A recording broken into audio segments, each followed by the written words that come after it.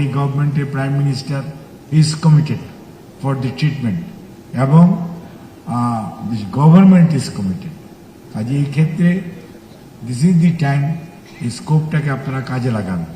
কাজে লাগালে যে লাভ হবে, আপনারা যদি মানে একটা প্রোটোকল ডেভেলপ করে দেন।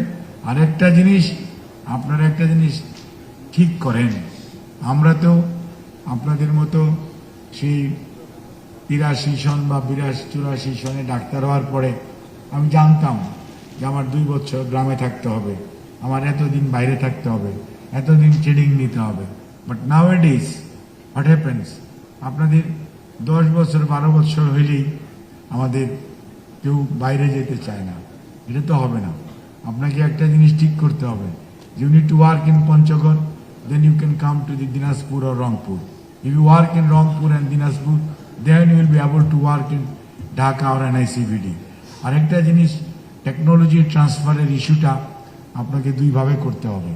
একটা হচ্ছে যে আমাদের যারা ট্রেনার আছে আমাদের বাংলাদেশে, মনে করেন আতাহার আপনার পাশে বসা আছে, Atahar is a very good trainer in regard of heart failure.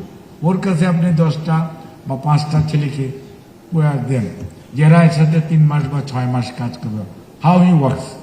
অথবা ইপির জন্য রফিক সাহেব যখন দেশে আসে, বা ওই যে আপনার ছেলেটার নাম জানি কি, প্রফেসর NICVD ওই যে হয়তো মহসিন বসে আছে, ওদের সাথে কাজ করতে দেন। যে সামবডি উইল ওয়ার্ক। এই যে ইয়ে আছে কি বলছে জামিল, কাজেই এদের সাথে কাজ করতে দেন।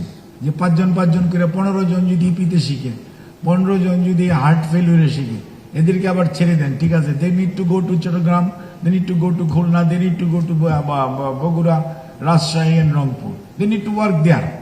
যে রইসুদ্দিন মন্দন দল একসময় যাইতে চায় না রাজশাহী, আর এখন রাজশাহী থেকে ঢাকা আসতে চায় না। হোয়াট ইজ দি মানে কজ বিহাইন্ড ইট? মানে প্রথম সে যেতে চায় নাই, আমি তার অন্যতম উইটনেস। আর এখন রইসুদ্দিন মন্ডল ডনকে ঢাকায় এনে রাখো, সে কিন্তু তাকবার নজরুল স্যারের দেশে থাকে এখন। কাজেই বিষয়টা হচ্ছে যে এই টেকনোলজি ট্রান্সফারে আপনাদের কিন্তু দায় দায়িত্ব আছে। একটা হচ্ছে ব্রেড এন্ড বাটার তো হয়ে গেছে, কারণ ব্রেড এন্ড বাটার হয়ে যাওয়ার পর you have got the national responsibility, you have got the accountability. আপনার 180 মিলিয়ন পিপুলের কাছে আপনার দায়বদ্ধতা আছে। এই দায়বদ্ধতা যদি আপনি করেন, উনি একটা কথা বলে না, মানে মন্ত্রী মহোদয় বলে রুগী ঘুরবে ডাক্তারের পিছনে না, ডাক্তার ঘুরবে রুগীর পিছনে। আমি বলি টাকা ঘুরবে না ডাক্তারের পিছনে না, টাকা আপনাদের পিছনে সমানে ঘুরবে। কাজেই money is not a problem, it is the mentality. এবং এই মানসিকভাবে যদি আমরা নিজেদেরকে তৈরি করতে পারি। I came from a village,